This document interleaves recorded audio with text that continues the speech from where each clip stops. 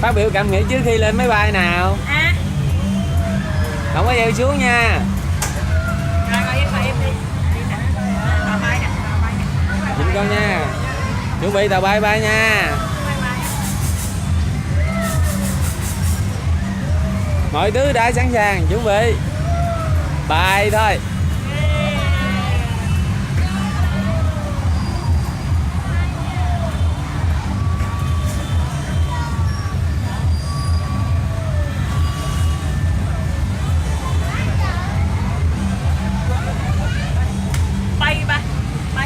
Bay. Con nói bay đi con. Bay. Bay. Nói bay đi. Bay sao? Ở giữa.